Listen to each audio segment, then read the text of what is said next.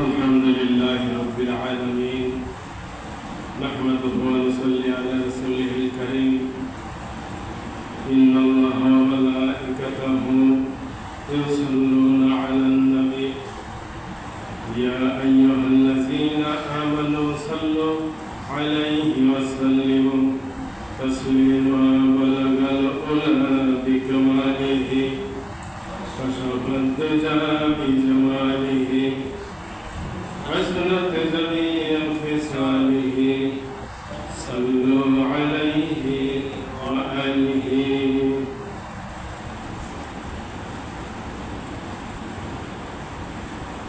أعوذ بالله من الشيطان الرجيم بسم الله الرحمن الرحيم يوم تقلب وجوههم في النار يقولون يا ليتنا أطعنا الله وأطعنا الرسول وقالوا ربنا إنا أطعنا سادتنا وكبراءنا فأضلونا السبيلا ربنا آتهم ضعفين من العذاب والعنهم لعنا كبيرا يا أيها الذين آمنوا لا تكونوا كالذين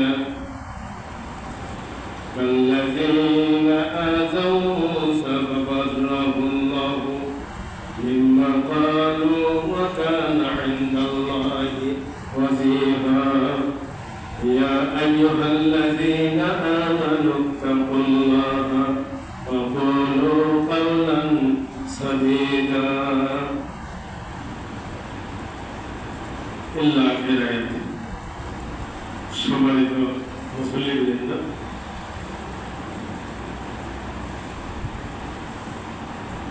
শুরুতে আমরা সেই মহান রব্বুল আলামিনের শুকরগুজার হব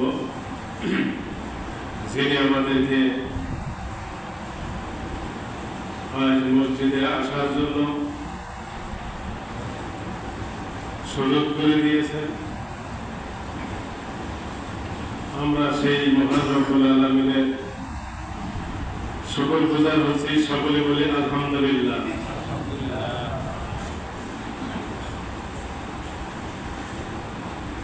আমরা তার সামনে দরুদ ও সালাম পাঠ করব, যিনি বিশ্ব মানবতার মুক্তির দিশারি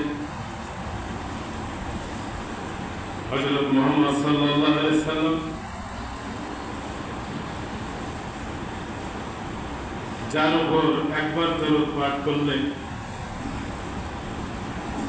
রাসূল সাল্লাল্লাহু আলাইহি সাল্লাম বলেছেন, রাসূলের উপর একবার দরুদ শরীফ পাঠ করলে আল্লাহর আরশের নিচে একজন ফেরেশতা আছেন, তার একটা হাত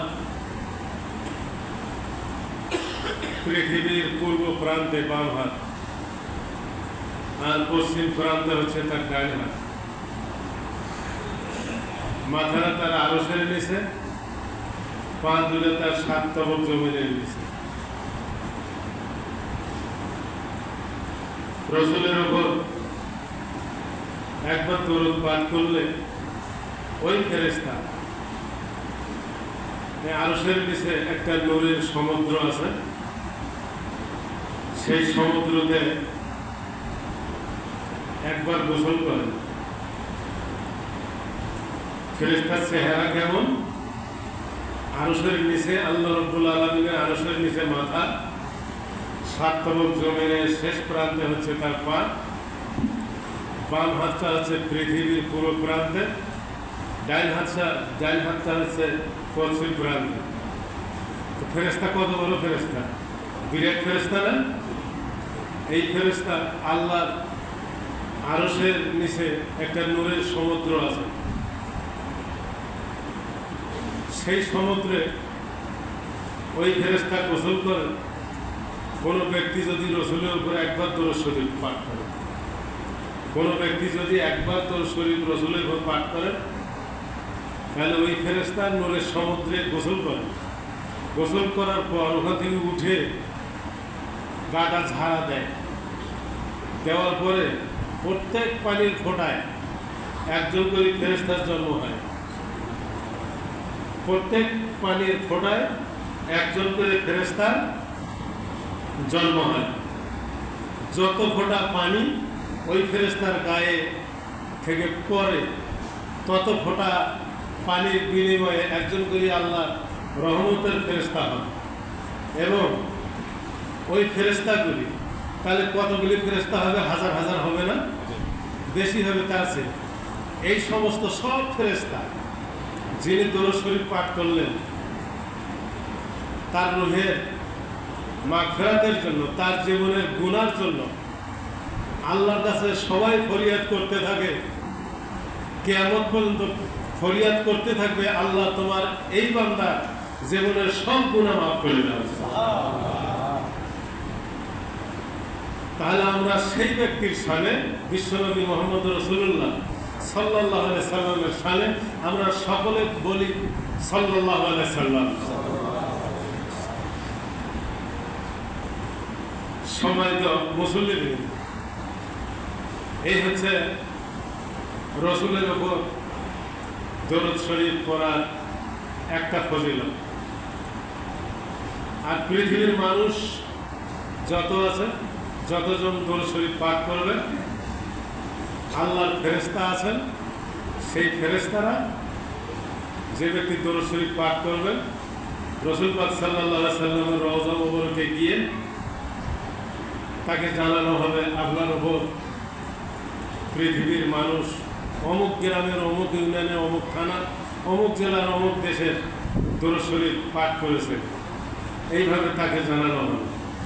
সম্মানিত মুসল্লিবৃন্দ, আমরা সেই দরুদের ব্যাপারে অবশ্যই তার পূর্ণতা করব না। আল্লাহ রাব্বুল আলামিন যেন আমাদের সবাইকে তৌফিক এনায়েত করেন। আমরা সকলে বলি আল্লাহুম্মা আমিন। সম্মানিত মুসল্লিবৃন্দ, আমরা আল্লাহর প্রশংসা করলাম, আল্লাহর জন্য শুকরগুজার হলাম। রসুলের ওপর আমরা দরুদ শরীফ পাঠ করলাম, আয়াত তেলাওয়াত করেছি। সূরা আহজাব 114 সূরা 33 নম্বর সূরা, 33 নম্বর সূরা, সূরা আহজাব। আহজাবের 5টি আয়াত তেলাওয়াত করেছি।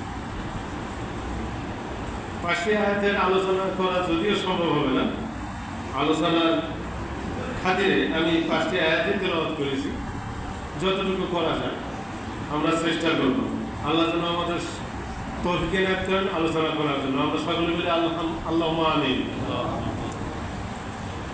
ইয়াওমা তুকাল্লাবু উজুহুহুম ফিন নারি ইয়াকুলুনা ইয়া লাইতানা আতা'আনা আল্লাহ ওয়া আতা'আনা রাসূলা। আল্লাহ রাব্বুল আলামিন বলেন, কিয়ামতের ময়দানে সত্য অস্বীকারীরা আফসোস করবে। কি কারণে? সত্য অস্বীকারীরা। সত্য কি? সত্য হচ্ছে আমাদের কাছে কোরআনুল কারীম। কথা ঠিক না ভাই? সত্য হচ্ছে কোরআনুল কারীম। এই সত্যকে অস্বীকার যারা করবে দুনিয়াতে, এই সত্য মোতাবেক যারা নিজেদের জীবনকে পরিচালনা করবে না, তাদের সমস্যা হবে কিয়ামতের মধ্যে। কেমন সমস্যা হবে? তাদের মুখগুলিকে ইয়াওমা তুকাল্লাবু উজুহুহুম ফিন নারি, তাদের মুখগুলিকে জাহান্নামের আগুন দিয়ে পোড়ানো হবে, উলটপালট করানো হবে। মাছ ভাজি করলে কড়াইয়ের মধ্যে, পাতিলের মধ্যে মাছ ভাজি তেল দিয়ে যখন মাছ ভাজি মহিলারা করে, উলটপালট করে, তখন ভালো করে পোড়া হয়, ভাজি হয়। কথা ঠিক কিনা? কিয়ামতের ময়দানে এই সত্য অস্বীকারীদের মুখগুলিকে উজুহুহুম ফিন নারি, তাদের মুখগুলিকে জাহান্নামের আগুন দিয়ে উল্টানো হবে, ওলট পালট করানো হবে, কই মাছের মতো ভাজি করার মতো ওলট পালট করা হবে। আর এই কারণে তারা কিয়ামতের ময়দানে এই কথা বলবে, ইয়াকুলুনা ইয়া লাইতানা আতাআনা আল্লাহ ওয়া আতাআনা রাসূল। তারা বলবে ইয়া লাইতানা, আফসোস করে বলবে, আতাআনা আল্লাহ ওয়া আতাআনা রাসূল, ভাই আফসোস, আমরা যদি আল্লাহ রসুলের আনুগত্য করতাম তাহলে আজ এই কিয়ামতের ময়দানে আমাদের এই অবস্থা হতো না। এইভাবে কিয়ামতের ময়দানে আফসোস করে বলবে। সম্মানিত মুসল্লিদের, আফসোস করে এই জন্যই বলবে যে সত্য অস্বীকার করার কারণে, আল্লাহর হুকুম অমান্য করার কারণে। আল্লাহ রাব্বুল আলামিন বলেছেন তোমরা আমার হুকুম পালন করো, কারণ আমি আল্লাহ রাব্বুল আলামিন তোমাদেরকে সৃষ্টি করেছি আমার ইবাদত করার উদ্দেশ্যে। আল্লাহ রাব্বুল আলামিন বলেন, আফাহাসিবতুম আন্নামা খালাকনাকুম আবাসান ওয়া আন্নাকুম ইলাইনা লা তুরজাউন। আল্লাহ রাব্বুল আলামিন বলেন, আমি সৃষ্টি করেছি অকারণে নয়, কারণে সৃষ্টি করেছি। আর সেই কারণ হচ্ছে আল্লাহর হুকুম মোতাবেক চলতে হবে আমাদেরকে। কথা ঠিক কিনা? আমরা সেই হুকুম মোতাবেক, আল্লাহর হুকুম মোতাবেক নিজেদের জীবন পরিচালনা করব। তাই আল্লাহ রাব্বুল আলামিন বলেছেন যে তোমরা আমার হুকুম মোতাবেক জীবন পরিচালনা করবে। আল্লাহর হুকুমের এই একটা দিক, আল্লাহর হুকুম মোতাবেক আমাদেরকে জীবন পরিচালনা করতে হবে। সম্মানিত মুসল্লিদের, সে সম্পর্কে আল্লাহ রাব্বুল আলামিন বলেছেন, ফাইম্মা ইয়াতিয়ান্নাকুম মিন্নি হুদান ফামান তাবিআ হুদায়া ফালা খাউফুন আলাইহিম ওয়া লা হুম ইয়াহজানুন। আল্লাহ বলেন, তোমাদের নিকট আমার পক্ষ থেকে হেদায়েত আসবে, সেই হেদায়েত মোতাবেক যদি তোমরা তোমাদের জীবনকে পরিচালনা করো তাহলে ওয়ালা খাউফুন ওয়া লা হুম ইয়াহজানুন, তোমাদের কোনো দুঃখ থাকবে না, বেদনা থাকবে না, তোমাদের কোনো চিন্তা থাকবে না, কোনো অশান্তি থাকবে না। এই কথা আল্লাহ রাব্বুল আলামিন বলেছেন। এই কথা বলে আল্লাহ রাব্বুল আলামিন বলেছেন আরেক জায়গায়, আফাতুমিনুনা বিবাদিল কিতাবি ওয়া তাকফুরুনা বিবাদ। আল্লাহ বলেন, তোমরা আমার কোরআনের কিছু মানবে আর কিছু মানবে না, এটা হবে না। কে বলেছেন এই কথা? আল্লাহ রাব্বুল আলামিন বলেছেন, তোমরা আমার কিতাবের কিছু মানবে আর কিছু মানবে না। যদি এখানে উদাহরণ দেওয়া যায়, যেমন ধরেন ট্রেন, রাস্তা দিয়ে ট্রেন চলে, ট্রেনের দুইটা লাইন আছে, লোহার পাত আছে, রেল লাইনে দুইটা লাইন আছে, এই লাইনের উপর দিয়ে ট্রেন চলে। ট্রেন আসতেছে ওই দিক থেকে, দক্ষিণের দিক থেকে আসতেছে বা কোনো এক জায়গা থেকে আসতেছে। মনে করেন সামনে 2, 4, 5, 7 মাইল ফাঁকে ট্রেনের লাইন থেকে, কোনো একটা লাইন থেকে যদি 1.5-2 হাত লোহার পাত উঠাইয়ে দেওয়া যায়, আর ট্রেন যেনারা পরিচালনা করেন তেনারা যদি এটা যদি না জানেন, তাহলে ওই জায়গায় আসি ট্রেনটা পার হয়ে যাবে না অ্যাক্সিডেন্ট হয়ে যাবে? অ্যাক্সিডেন্ট হবে না? সম্পূর্ণ লাইনটাই তো ঠিক আছে, শুধু সামান্য একটু জায়গায় লাইনটা নাই, 1-2 হাত জায়গায় লাইন নাই, অ্যাক্সিডেন্ট না হওয়ারই কথা ছিল। কিন্তু তারপরও ট্রেন কোনো সন্দেহ নাই অ্যাক্সিডেন্ট হয়ে যাবে। কথা ঠিক কিনা? এই জন্য সম্মানিত মুসল্লিদের 114 সূরা 30 পারা কোরআনুল কারীমের সব হুকুম হাকাম আমরা মানব, কিন্তু 2-1টা হুকুম যদি না মানি, ট্রেনটা যেমন 1-2 হাত জায়গার জন্য লোহার কারণে অ্যাক্সিডেন্ট ঘটে যাবে, তেমনি করে আমরা কোরআনের সব হুকুম পালন করব, কিছু হুকুম পালন না করার কারণে ওই ট্রেনের মতো আমাদের জীবনটারও অ্যাক্সিডেন্ট ঘটে যাবে। কথা ঠিক না ভাই? সম্মানিত মুসল্লিদের, এই জন্য আসুন আমরা কোরআনের কিছু হুকুম মানব আর কিছু হুকুম মানব না, এরকম করা যাবে না। এরকম করা যাবে না। জন্ম থেকে মৃত্যু পর্যন্ত আমাদেরকে কোরআনের হুকুম মোতাবেক মানতে হবে। তাই কবি নজরুল ইসলাম বলেছেন, উদয়ের পথে শুনি কার বাণী, ভয় নাই ওরা ভয় নাই, নিঃশেষে প্রাণ যে করিবে দান, ক্ষয় নাই তার ক্ষয় নাই। উদয়ের পথে আমরা শুনি কার বাণী? জন্মের সঙ্গে সঙ্গে আল্লাহর বাণী শুনি। নামাজ পড়েছে, মসজিদি করে, ইমামতি করে, জন্মগ্রহণের সঙ্গে সঙ্গে মৌলভী মুন্সি ডেকে আনিয়ে তাকে দিয়ে আজান দেওয়া হয়, আজান দিয়ে শোনানো হয় আল্লাহু আকবার, আল্লাহু আকবার। কথা ঠিক না ঠিক? এই জন্য কবি নজরুল ইসলাম বলেছেন, উদয়ের পথে শুনি কার বাণী, ভয় নাই ওরে ভয় নাই, নিঃশেষে প্রাণ যে করিবে দান, ভয় নাই তার ভয় নাই। শেষ পর্যন্ত আমাদের প্রাণটাকে এই কোরআনের ওপরই উৎসর্গ করতে হবে, এই কোরআনের ওপরেই আমাদের জীবনটাকে রাখতে হবে শেষ পর্যন্ত। আমাদের মৃত্যুটা যেন লা ইলাহা ইল্লাল্লাহু মুহাম্মাদুর রাসূলুল্লাহ এই বলেই যেন আমাদের মৃত্যু হয়, এই আশা পোষণ করতে হবে কি না? এই আশা পোষণ করতে হবে না? সম্মানিত মুসল্লিবৃন্দ, যেমন আমাদের জন্মটা হয়েছে, জন্মের সঙ্গে সঙ্গে শোনানো হয়েছে আল্লাহু আকবার, আল্লাহু আকবার এই আজানের ধ্বনি, মৃত্যুর পরেও যেন আমাদের মৃত্যুর পুরো মুহূর্তেও যেন আমরা যেন সেই ধ্বনি ধ্বনিত হয়ে, অর্থাৎ লা ইলাহা ইল্লাল্লাহু মুহাম্মাদুর রাসূলুল্লাহ তেলাওয়াত করতে করতেই যেন আমাদের শেষ নিঃশ্বাস ত্যাগ হয়, এটাই আমরা চাবো আল্লাহর কাছে। কথা ঠিক না ঠিক? সম্মানিত মুসল্লিবৃন্দ, তারপরে ওই কিয়ামতের ময়দানে এই লোকগুলি বলবেন, হায় আফসোস, আমরা যদি আল্লাহ এবং রাসূলের আনুগত্য করতাম। আল্লাহ আর কার কথা বলা হচ্ছে? রাসূলের কথা বলা হচ্ছে। রাসূলের আনুগত্য বলতে আল্লাহ রাব্বুল আলামিন রাসূলের কথা বলেছেন। কুল ইন কুনতুম তুহিব্বুনাল্লাহ ফাত্তাবিউনি ইউহিব্বুকুমুল্লাহু ওয়া ইয়াগফির লাকুম যুনুবাকুম ওয়াল্লাহু গাফুরুর রহিম। আল্লাহ রাব্বুল আলামিন বলেন, যারা আমি আল্লাহ আমাকে ভালোবাসতে চায় তারা যেন আমার রাসূলকে ভালোবাসেন। কে বলেছেন এই কথা? আল্লাহ রাব্বুল আলামিন বলেন, যারা আমি আল্লাহ আমাকে ভালোবাসতে চায় তারা যেন আমার রাসূলকে ভালোবাসে। আর আমার রাসূলকে ভালোবাসলে আল্লাহ বলেন, ইয়াগফির লাকুম যুনুবাকুম ওয়াল্লাহু গাফুরুর রহিম।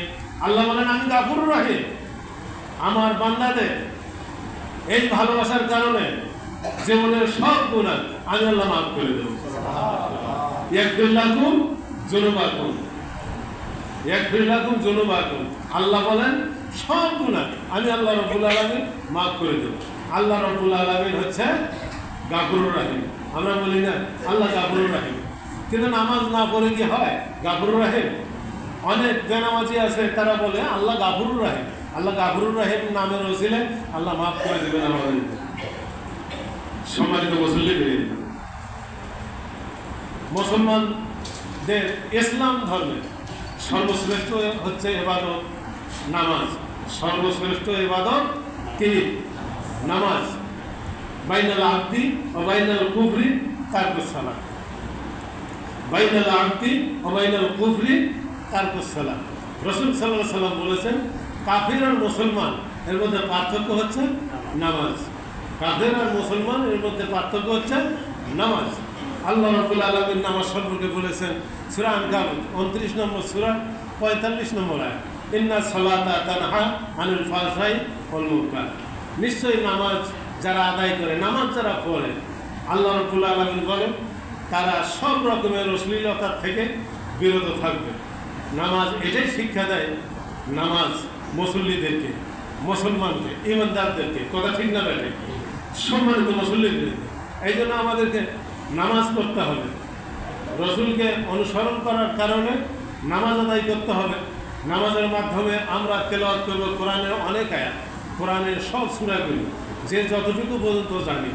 সম্মানিত মুসল্লিবৃন্দ, কবি নজরুল ইসলাম বলেছেন, মসজিদ ওই শুনরে আজান, চল নামাজে চল। কবি নজরুল ইসলাম বলেন, মসজিদ ওই শুনরে আজান, চল নামাজে চল, দুঃখে তুই পাবি সান্ত্বনা, পক্ষে পাবি বল। কবি নজরুল ইসলাম বলেন, খুব সুন্দর কবিতা। কেন? কবি নজরুল ইসলাম বলেন, মসজিদে ওই শুনরে আজান, চল নামাজে চল, দুঃখে তুই পাবি সান্ত্বনা, পক্ষে পাবি বল। সম্মানিত মুসল্লিবৃন্দ, খুব টেনশনে যখন আমরা থাকবো, খুব টেনশনে মানুষ যখন থাকবে, সেই সময় টেনশন না করে নজরুল ইসলাম কারণ গেছে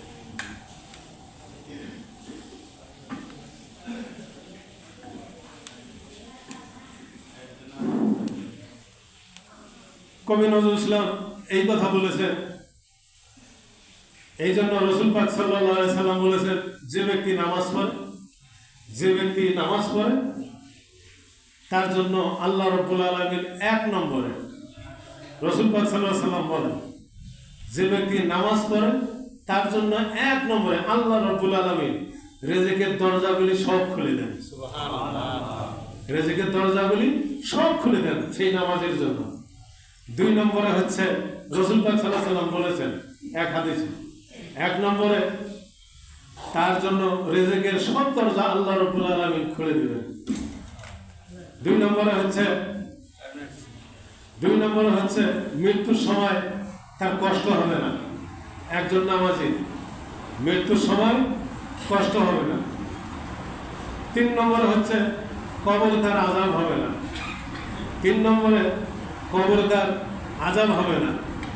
চার নম্বরে হচ্ছে পরকালে আমলনামা তার ডান হাতে সেই ব্যক্তি পাবে। চার নম্বর নয়, এটা কয় নম্বর বললেন? 4 নম্বর হচ্ছে আমলনামা ডান হাতে পাবে। 5 নম্বরে হচ্ছে পুল সিরাত দ্রুত গতিতে পাস হবে, অর্থাৎ পার হবে। আর এক হাদিসে আছে 5 নম্বরে বিনা হিসাবে ওই ব্যক্তি জান্নাতে প্রবেশ করবে। সম্মানিত মুসল্লি ভাই, সেই নামাজ আমাদের ছেড়ে দেওয়া যাবে? সেই নামাজ ছেড়ে দেওয়া যাবে? যাবে না, কখনোই ছেড়ে দেওয়া যাবে না। সম্মানিত মুসল্লি ভাই, এই জন্য আসুন আমরা নামাজ পড়ব। গত শুক্রবারে আপনাদের সকলের কাছে ওয়াদা নিয়েছিলাম, তাহলে একজন নামাজির জন্য নামাজ পড়লে প্রসঙ্গটা আসলো কবি নজরুল ইসলামের সেই কবিতার থেকে, কি মসজিদে ওই সন্ধ্যে আজান, চল নামাজে চল, দুঃখে তুই পাবি সান্ত্বনা, বক্ষে পাবি বল। আল্লাহ রাব্বুল আলামিনও বলেছেন, ইয়া আইয়ুহাল্লাযীনা আমানু ইসতাঈনু বিস-সাবরি ওয়াস-সালাত। আল্লাহ রাব্বুল আলামিন বলেন, ইয়া আইয়ুহাল্লাযীনা আমানু ইসতাঈনু বিস-সাবরি ওয়াস-সালাত। হে ইমানদারগণ, তোমরা নামাজের মাধ্যমে আমি আল্লাহ আমার কাছে কি চাও? সাহায্য চাও, সমস্যাগুলি তুলে ধরো, কি প্রয়োজন তা তোমরা চাও। যদি তোমরা এইভাবে চাইতে পারো তাহলে আমি আল্লাহ রাব্বুল আলামিন তোমাদেরকে দেওয়ার জন্য কি আল্লাহ প্রস্তুত আছেন না নাই? আল্লাহ প্রস্তুত আছেন। আল্লাহ রাব্বুল আলামিন এইরকম প্রস্তুত আছেন যে বান্দা যদি আল্লাহর কাছে চায়, সূরা আল আরাফ 96 নম্বর আয়াত, 7 নম্বর সূরা 96 নম্বর আয়াত, ওয়ালাউ আন্না হালা কুরআনান ওয়াত্তাকাউ লা ফাতাহনা আলাইহিম বারাকাতিন মিনাস সামাই ওয়াল আরদ। আল্লাহ রাব্বুল আলামিন বলেন, যদি কোন দেশের মানুষ, কোন কওমের মানুষ, কোন গোত্রের মানুষ, কোন এলাকার মানুষ, কোন সমাজের মানুষ, কোন থানার মানুষ, কোন জেলার মানুষ আমি আল্লাহ আমাকে ভয় করে এবং আমার হুকুম মোতাবেক জীবন পরিচালনা করার সিদ্ধান্ত গ্রহণ করে, আমার হুকুম মোতাবেক নিজেদের জীবন পরিচালনা করার চিন্তা ভাবনা করে, আল্লাহ বলেন বারাকাতে সামাই ওয়ালাউ আন্না হালাল কুরআনান ওয়াত্তাকাউ লা ফাতাহনা আলাইহিম বারাকাতিন মিনাস সামাই ওয়াল আরদ। আসমান আর জমিনের যত রহমতের দরজা আছে আমার ওই সব ইমানদার বান্দাদের জন্য আমি আল্লাহ রাব্বুল আলামিন সব দরজা খুলে দেব। সম্মানিত মুসল্লি ভাই, আল্লাহ দেওয়ার জন্য প্রস্তুত আছে, শুধু আমরা নেওয়ার জন্য প্রস্তুত নই।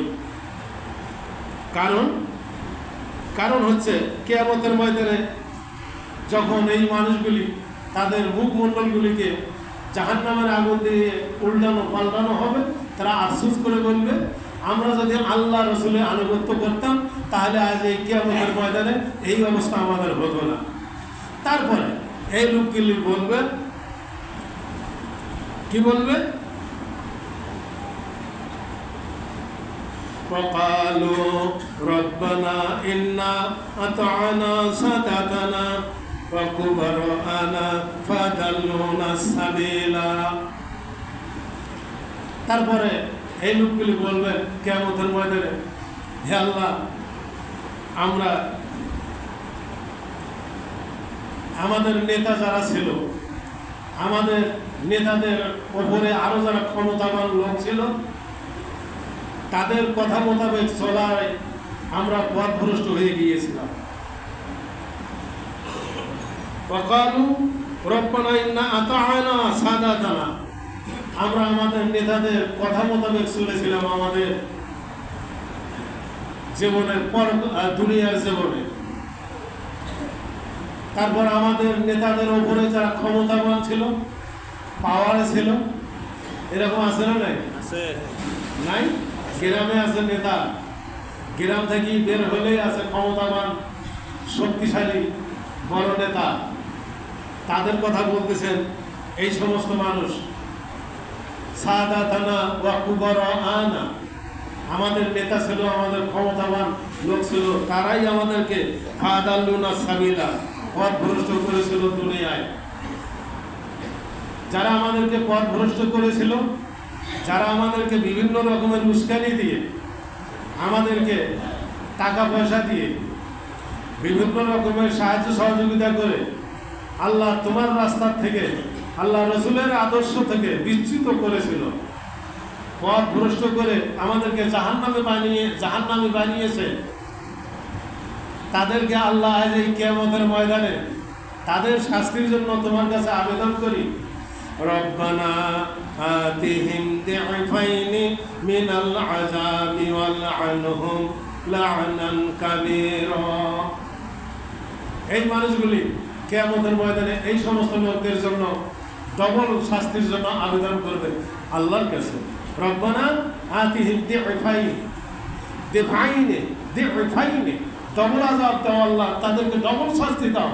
যে সমস্ত নেতা ক্ষমতাবান পাওয়ারের লোকরা আমাদেরকে পথভ্রষ্ট করেছে দুনিয়াতে, যাদের কারণে আজ আমাদের এই কিয়ামতের ময়দানে এই শাস্তি হচ্ছে, তাদেরকে আল্লাহ তুমি ডবল শাস্তি দাও। শুধু তাই নয়, কিয়ামতের ময়দানে ওই যিনি ইনসান আল্লাহর কাছে আরো ফরিয়াদ করে বলবে যে আল্লাহ রাব্বুল আলামিন ওয়া ক্বালাল্লাযীনা কাফারু রব্বানা আরিনাল্লাযাইনি আদাল্লানা মিনাল জিন্নি ওয়াল ইনসি নাজআলহুমা তাহতা আকদামিনা লিয়াকুনা মিনাল আসফালিন।